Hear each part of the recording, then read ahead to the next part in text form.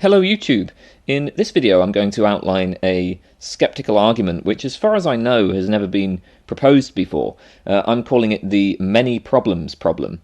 Now, by skepticism I mean here something along the lines of global suspension of judgment. You neither believe nor disbelieve any particular claim, or at least you take it that you have no justification for believing or disbelieving any particular claim. So the many problems problem arises for any method of belief formation: perception, memory, testimony, induction, inference to the best explanation, intuition, spiritual revelation, whatever. It arises for any theory of knowledge, but it's going to be helpful for stating the argument to focus on a specific case. So we'll look at the case of inference to the best explanation. So inference to the best explanation, this is a method of inference that tells us to infer to the hypothesis that would, if true, best explain the available data. So the basic structure of inference to the best explanation is fairly simple. We have some evidence E, we have various theories, T1, T2, etc. We compare these theories in terms of how well they perform with respect to certain explanatory virtues. So, simplicity, consistency, novel predictions, unification of diverse phenomena. We want a theory that is the simplest, that is consistent, that unifies the most things, and so on. And we can compare the theories on these grounds, and we might say, okay, well, T1 performs the best, T1 provides the best explanation for E, so we infer that T1 is true. Arguably, inference to the best explanation plays a pretty central role in belief formation in everyday life and in accepting hypotheses in science and philosophy. Most of the time we take this kind of inference structure for granted. But now, if you study epistemology, you'll find that there are many serious objections to IBE. So, for example, there is the bad lot objection. Basically, the bad lot objection is we can trust that IBE leads us to the true hypothesis only if the true hypothesis has been included in the initial set of hypotheses that we were considering. So when we laid out, T1, T2, T3, etc., we have to trust that the true hypothesis was among those hypotheses. But the bad lot objection goes, there is no reason to believe this. For all we know, the best explanation available to us may be the best of a bad lot. Even if we think that the best explanation among all possible explanations is the true one, there's no reason to think that we have considered all possible explanations. So we have no reason to think that the best explanation that we have considered is true. That's the basic idea. I have a video on the bad lot problem. If you're interested in more detail there, I'll link that in the comments. Now, look, regardless of whether or not you think this objection is successful, it's not crazy, right? When you first encounter it, it's going to induce some doubt, probably, about IBE. Now, maybe you will be able to resolve that doubt by coming up with a response to the bad lot problem. And once you have what you think is a successful response, okay, your doubt is resolved, and you can go back to trusting IBE. So it's like, you start out by just using IBE, then you encounter this bad lot problem, and you're like, oh, well, I don't know, maybe I shouldn't trust IBE. But then you figure out a response to the bad lot problem, and you're like, okay, I can just go back to trusting IBE again. However, there are many other objections to IBE. So in addition to the bad lot objection, there is what's sometimes called Voltaire's objection, there's the disjunction objection, there's the informativeness objection, there's general Humean skepticism of ampliative inference, there's the objection that many common models of explanation are incompatible with IBE, there is a lack of consensus about what counts as the theoretical virtues, and for any proposed theoretical virtue there are going to be specific objections to the claim that it indicates truth. So, for instance, simplicity is often cited as a theoretical virtue. Do not multiply entities beyond necessity. But there are many objections to the idea that simplicity indicates truth, and indeed there's a lot of disagreement about what exactly counts as simplicity with respect to theories. So for all of these reasons, people have worried about whether IBE is in fact reliable, and these objections, just like the bad lot objection, they're not obviously crazy or irrelevant. These are objections that are raised by intelligent people, and I mean, I think most of them have got some intuitive force. If I'm a thoughtful person who uses IBE, I'm probably going to feel compelled to say something about these objections. And even if I can come up with a convincing response to all of them, I'll have had to work at it. So anyway, let's say that I take myself to have a convincing response to each of these objections. In each case, some source of doubt has been raised about IBE, but in each case, I've been able to remove the doubt by coming up with a counter-argument. Now the question is, how confident am I in each of my responses to these objections? So let's take a sort of toy example here, right? Let's say that there are 6 objections to IBE that I take seriously, and I come up with a response to each of these objections. So when I consider how, let's say that when I consider how confident I am that my response to objection 1 adequately rebuts the objection, I assign a credence of 0.8 to this. And let's just say that that's the case for every objection. So basically, I have these 6 objections, I come up with a response to each objection, and then I'm asked, well, how confident are you that you have successfully rebutted the objection? And in each case, I say, yeah, I'm pretty confident. I have a credence of about 0.8 in each case.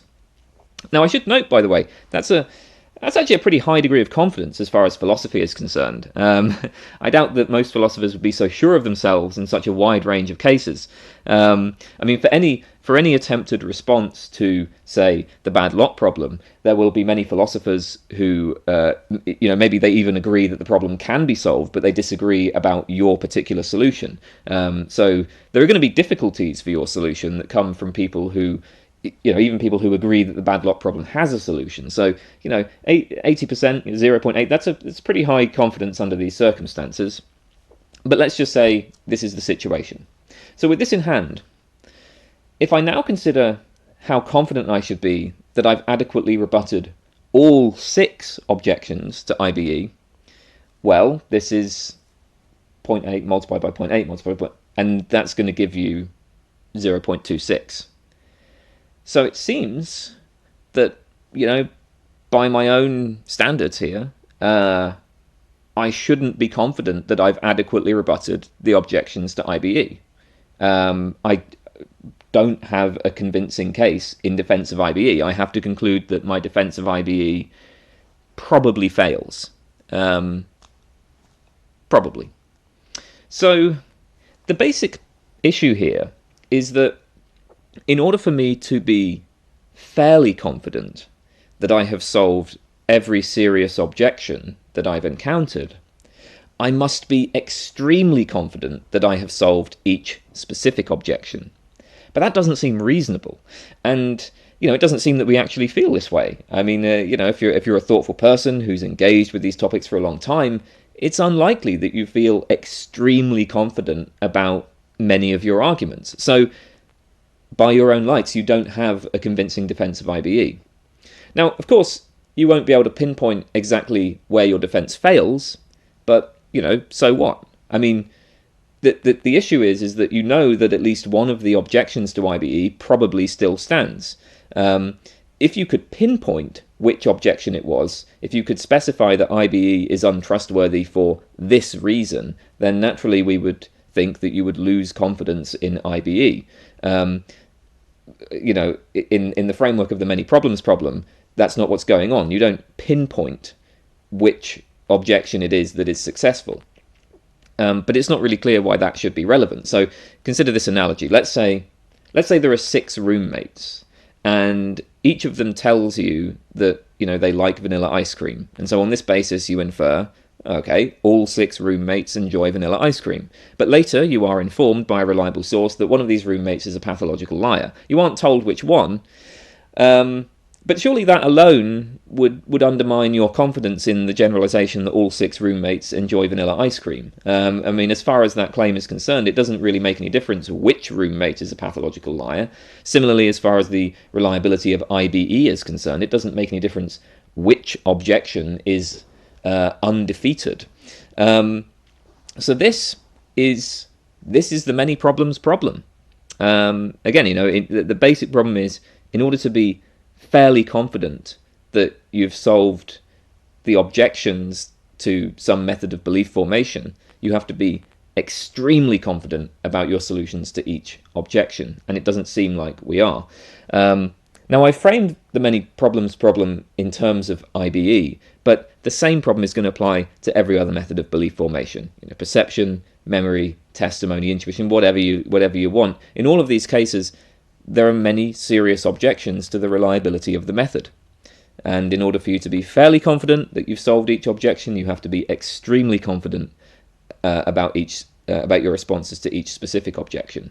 But you're not. So the skeptic says you shouldn't trust any of these sources of beliefs. You shouldn't trust any method of belief formation that you have. It's worth noting that the many problems problem arises in what is really an ideal scenario. So the ideal scenario is a scenario where you have some method of belief formation that you favor, and where you have carefully considered all of the objections to it raised in the literature, and you have constructed what you take to be convincing responses to those objections. In practice, that's rarely the case. I mean, even most professional philosophers will not have time to investigate all of their sources of beliefs. I mean, if you specialize in researching IBE, you might be neglecting the objections to, I don't know, testimony as a source of belief.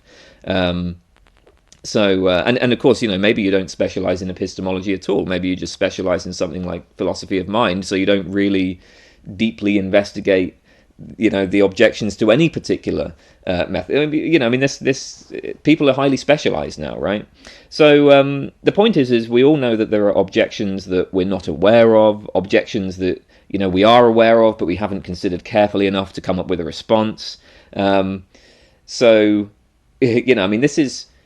This is an ideal kind of scenario. Even in the ideal scenario, we still face this many problems problem. And even when we consider consider the objections known to you right now, that you can adequately answer right now. The many problems problem suggests you should assign a low credence that you've successfully rebutted all those objections.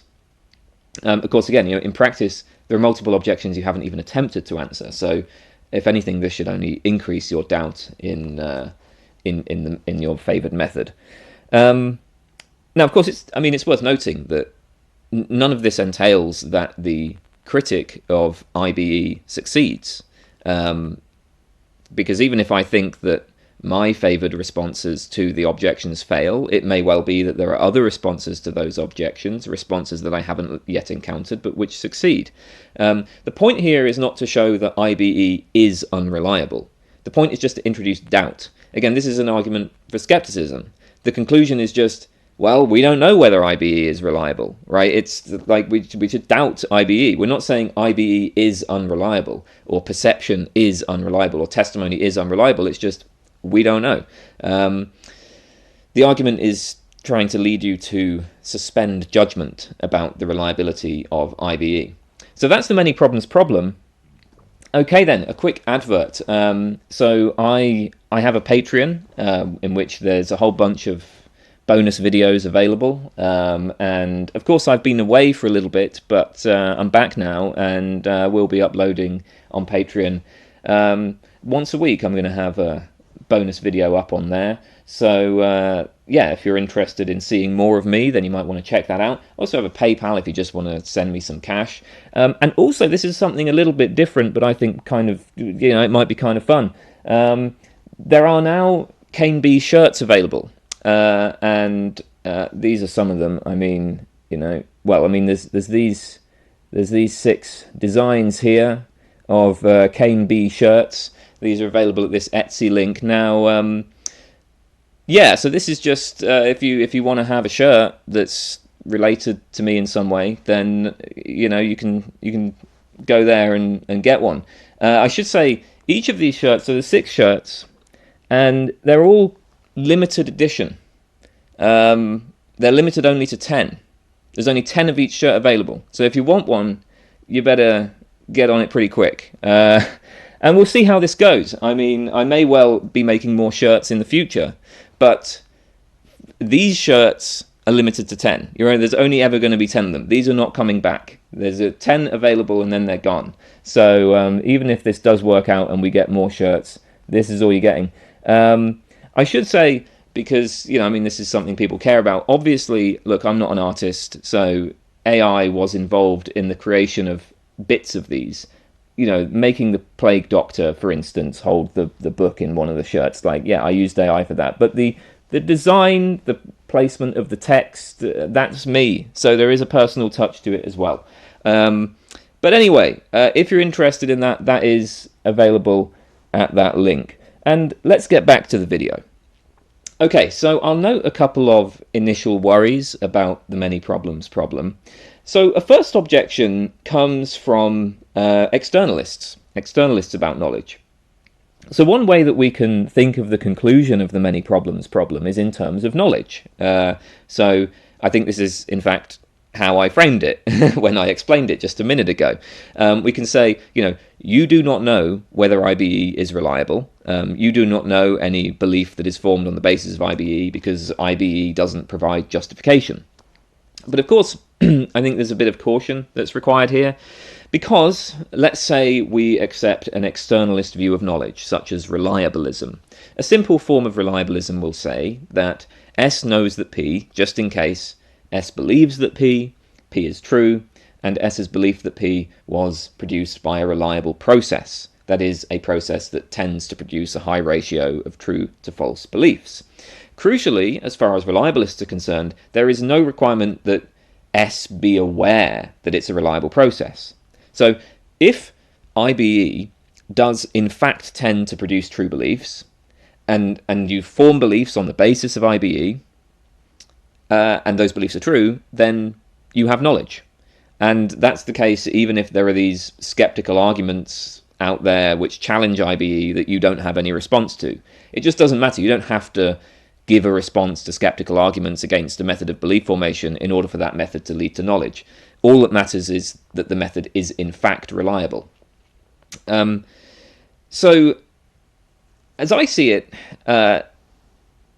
skepticism isn't really about our account of knowledge. This is kind of a video for another time, but I just want to say I would frame this a bit differently, right? Forget about knowledge, and instead just look at this from a first-person point of view, and just ask the question: okay, well, should I trust IBE?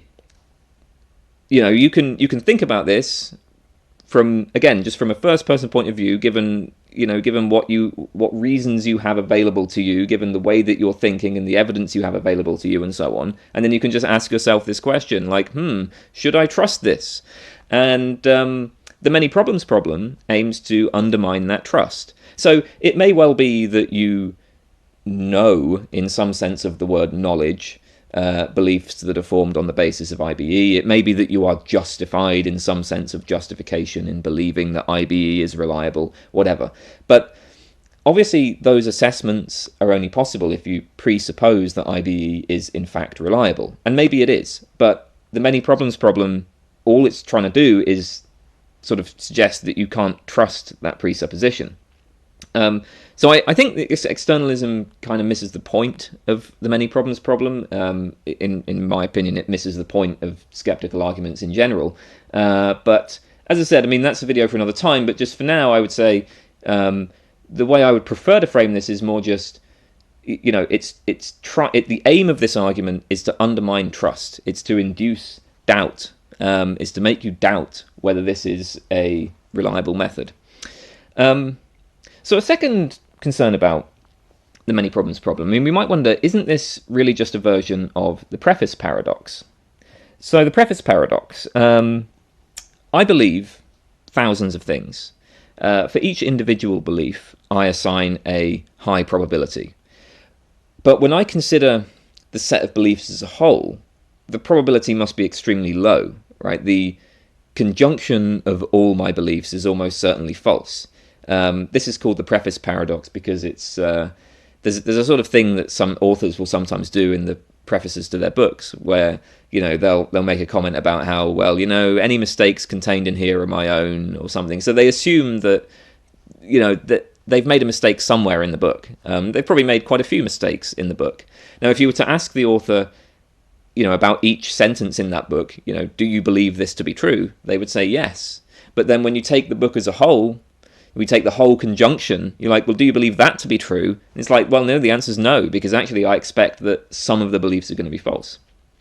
But the thing is, this kind of thing isn't really a problem, because it's like, yeah, I don't take my worldview to be just a specific conjunction of all of my specific beliefs. I can be wrong about some things without being wrong about everything. There are some interesting philosophical puzzles that are raised by the preface paradox, but it's certainly not any kind of skeptical argument, right? It's not going to make you doubt your worldview or anything.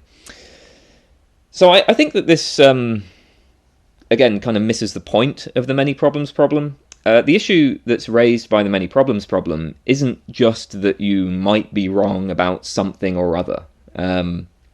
So, the thought is this, right? We defend our positions with multiple lines of argument. It only takes, if one line of argument fails, others can be invoked to take its place. It only takes one successful argument to prove my position. But the converse is also true. It only takes one successful objection to my position to undermine it. So if I grant that I don't have a response to some objection, well, it looks like I should doubt my position. But in this case, when we're talking about like IBE, or so the reliability of IBE, or the reliability of perception, the reliability of memory, in this case, the position concerns one of the fundamental pillars of my worldview, one of the basic ways in which I form beliefs. So doubt in this context is potentially going to be pretty corrosive. There's I think a genuine challenge here.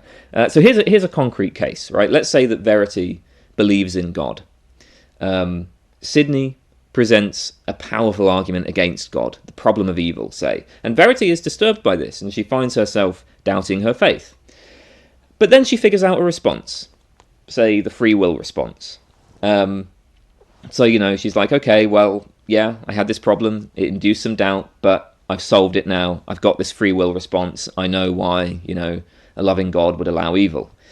But then let's say Verity thinks about it a bit more and she loses confidence in her response. Maybe she realizes that the free will response is inadequate to account for natural evils. If Verity is a sort of thoughtful, critical person, we would now expect her to return to a state of doubt, right? Like if she was in a state of doubt prior to figuring out the free will response, it would be a bit odd if she did not return to that state of doubt on realizing that the free will response doesn't work. At least assuming that her other beliefs remain unchanged. Now, of course, all of this is going to be no problem for a dogmatic person who is convinced that God exists and merely uses argument like a lawyer to defend this initial commitment. We're assuming that Verity is not a dogmatist, right? She's somebody who's open-minded. She's going to follow the argument where it leads. So again, like many problems not going to be relevant to dogmatists in that sense. But yeah, I think in this kind of case, we'd say if Verity, is troubled by the problem of evil, if she thinks that she thinks that the free will response solves it, but then she comes to doubt the free will response, well, it looks like she should just return to that troubled state where she, questions her faith. So, that's the answer to that one.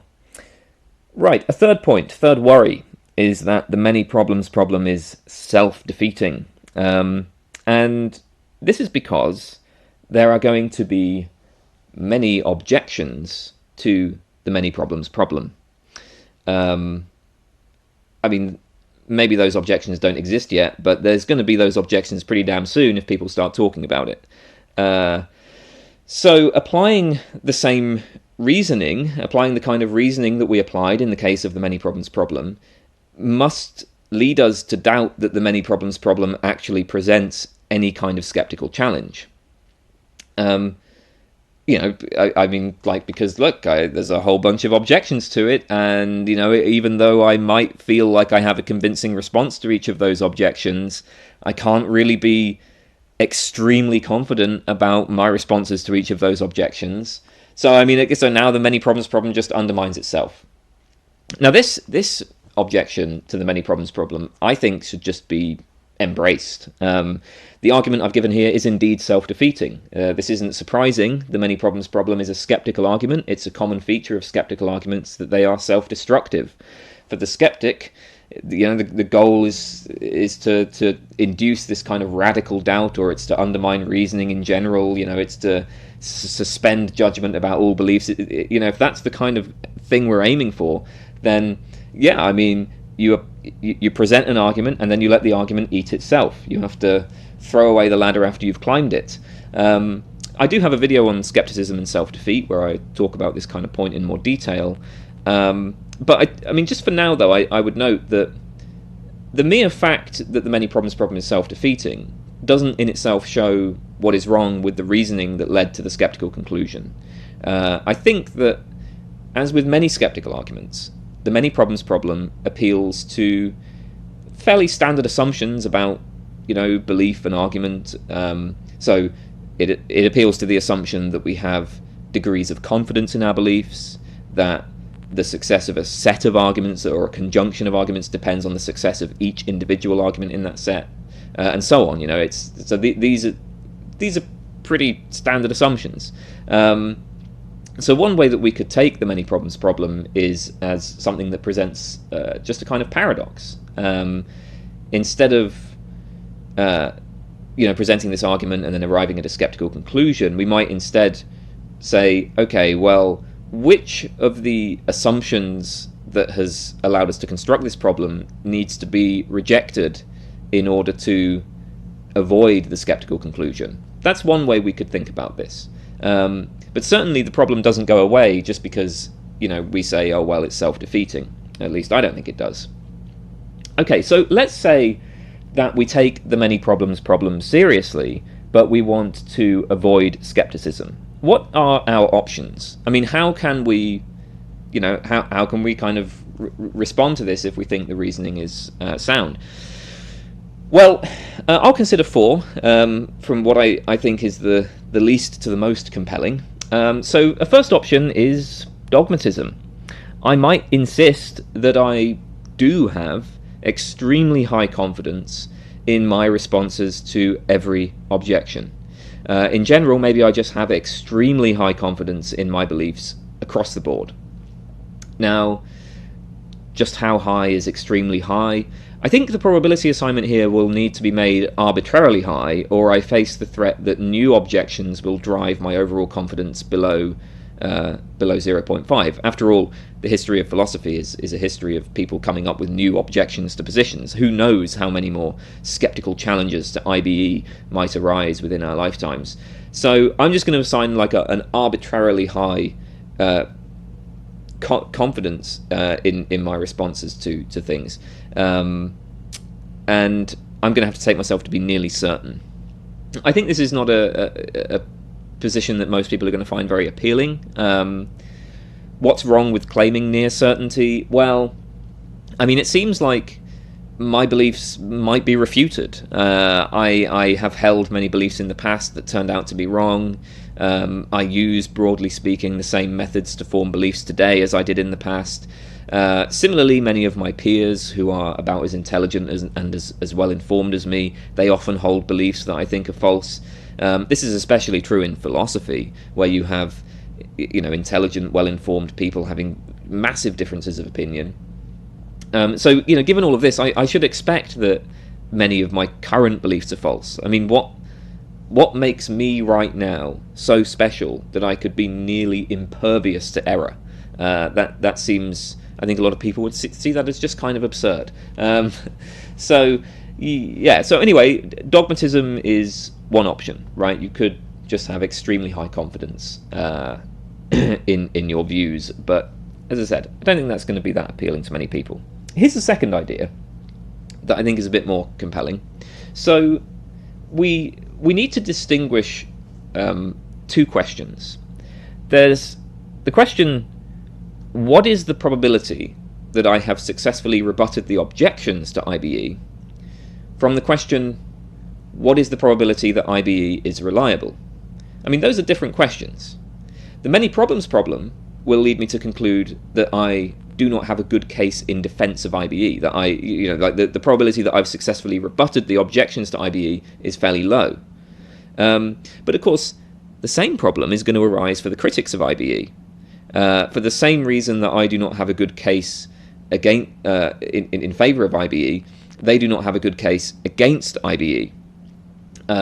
It may be that IBE is reliable, but that there is a currently undefeated objection against it. Nobody's figured out what the problem with the objection actually is. Similarly, it may be that IBE is unreliable, but there's a currently undefeated argument in favour of IBE. Nobody's figured out what the problem with the argument is.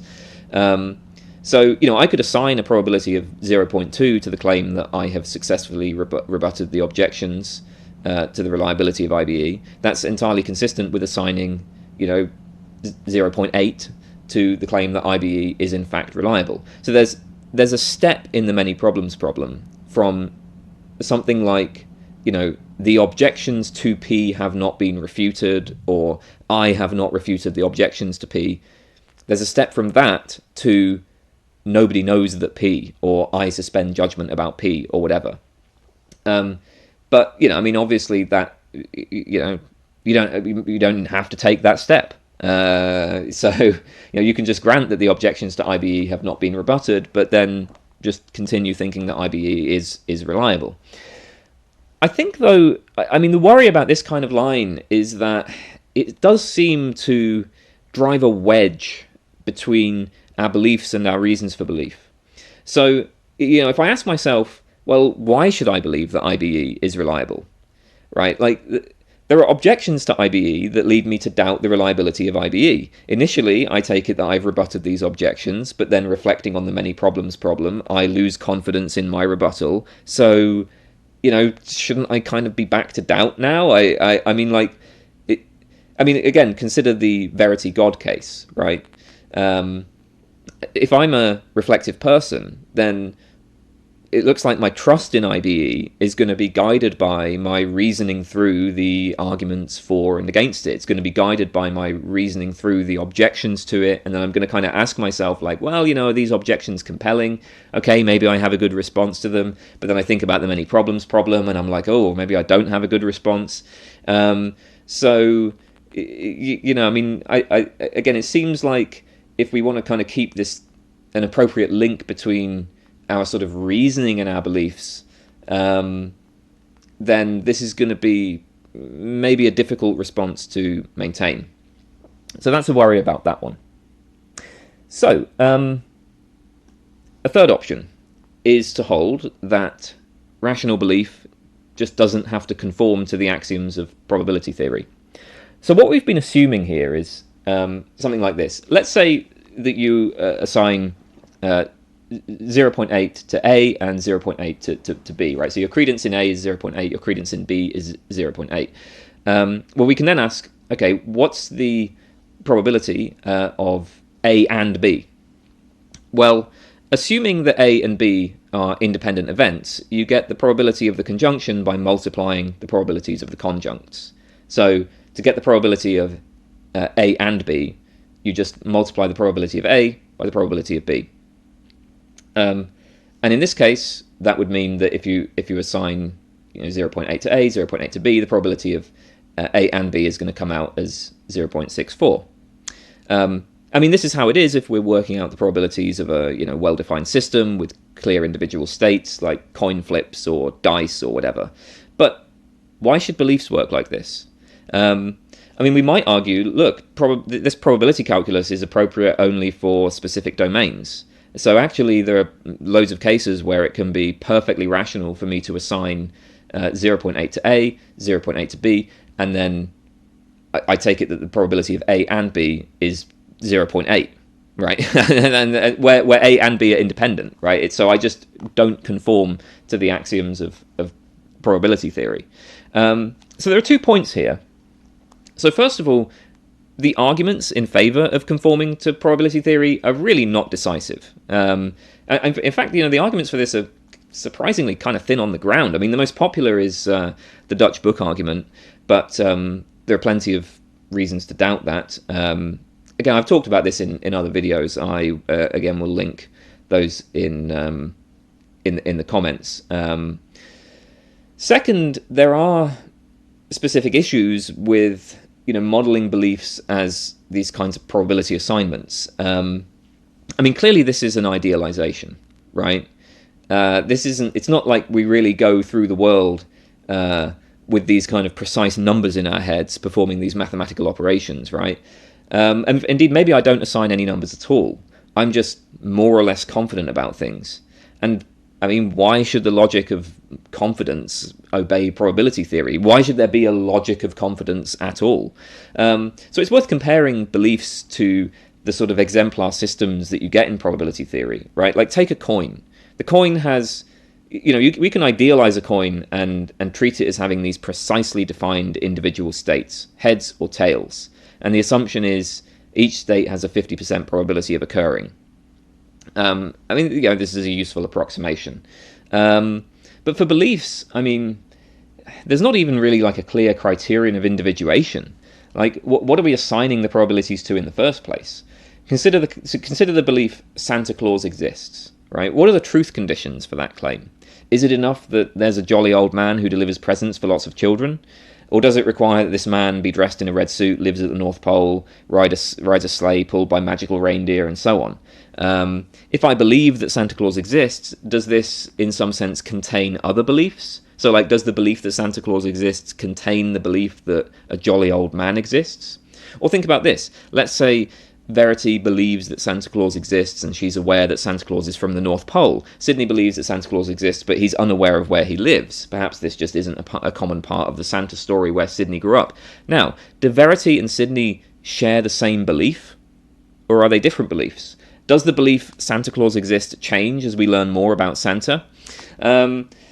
I mean, there's lots of puzzles here. Even if we shelve all of these problems, it's just not clear on what basis to assign probabilities to many beliefs. Santa Claus exists involves much more complex possible outcomes than the sort of simplified systems that we presuppose when we're assigning probabilities to coin flips. Now, many Bayesians will say, look, there's just no basis at all for assigning prior probabilities. You can assign prior probabilities to beliefs in whatever way you like, provided it's consistent with the axioms of probability theory. So you actually can, it's perfectly rational to be, highly confident about something even when there's just no reason at all for that. For many philosophers, that seems highly irrational. Again, I'm being very brief here. Maybe this doesn't make much sense, but I've see the videos in the comments for more on this stuff. So, in any case, the point is, this is one sort of route we might go down. I mean, certainly, people do not, in fact, obey the axioms of probability theory. The argument is that they rationally ought to do this. But then we might just reject that. And maybe the many problems problem is grounds for rejecting it. In which case, I might say something like this. I might say, look, I trust IBE, right? You've raised objections to IBE. I've given a response to those objections. I'm not certain of any of my responses, but then I wasn't certain of my trust in IBE in the first place. And what more do you need? Right? It's not that I'm not assigning numbers. I'm not, I'm not like multiplying them to get my confidence about the responses taken as a whole. And it's just a mistake to kind of model belief and confidence in those terms, right? So the only reason why the many problems problem seems like it might be compelling is because you've just got this completely screwed up model of what is going on when we form beliefs and when we have when we sort of have these states of confidence about things. So, I mean, that might be one possible response here. Of course, on the other hand, it's not really clear that the many problems problem needs to be framed in terms of probability theory, right? Like, forget the numbers, okay? we can say, okay, look, you're reasonably confident of P, you're reasonably confident of Q. Shouldn't you be less confident of both P and Q? I mean, to be reasonably confident is to recognize that there are ways you could be wrong. Maybe you think those ways are unlikely, but still, there are ways you could be wrong. And if you take both P and Q together, there must be more ways you could be wrong. There are more points of vulnerability than if you look at them, either alone. So, like, you're reasonably confident that the universe is 13 billion years old. You're reasonably confident that all species evolved from a common ancestor. Okay, but if you take both of those claims and you say, well, how confident are you in both of them together? Well, now surely you're less confident, because there's if you take both of them, there's just more ways that conjunction can go wrong.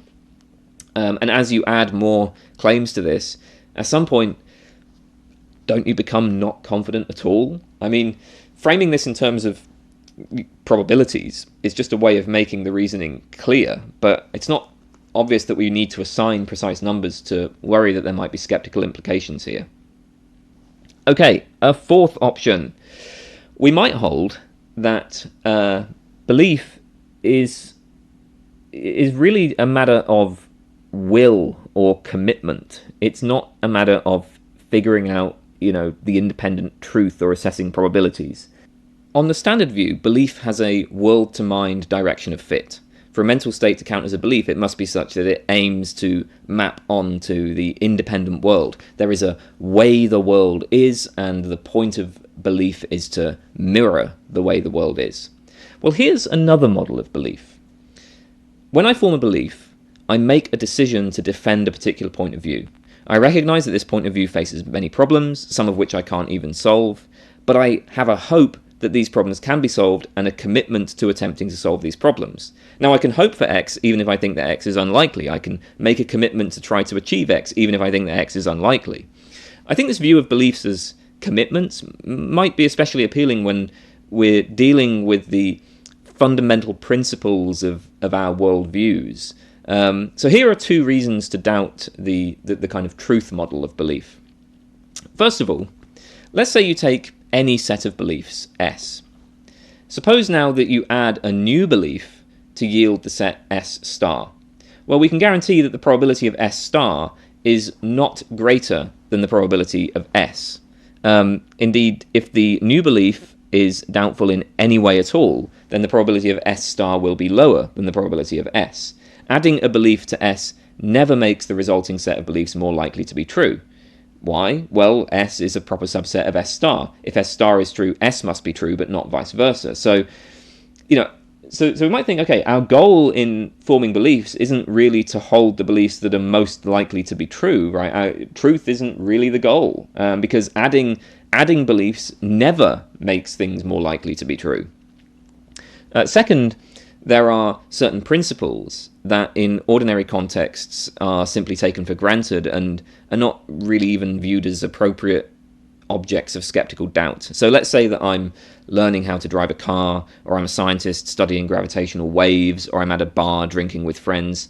In none of these situations would it be normal, or would it be viewed as even appropriate to question whether I'm a brain in a vat totally deceived about the external world. No, I just take the common sense external world for granted. But of course, that doesn't make the skeptical challenge go away. And clearly that challenge is relevant to the truth of claims about the external world. So when I make a claim like, there is another car driving 3 meters ahead of me, if I'm asking, like, look, is that true? Well, the challenge of whether I'm a brain in a vat is clearly relevant to that. If I'm a brain in a vat, it's false that there's a car 3 meters ahead of me. So, it may well be that I can say, look, I just don't care about this, or it's not appropriate to raise this challenge in this context, but so what? I mean, if the question is about the truth of the belief, that is relevant. But here's the thing. That challenge, the brain in the vat challenge, is arguably irrelevant if my belief in the external world is a matter of commitment and hope.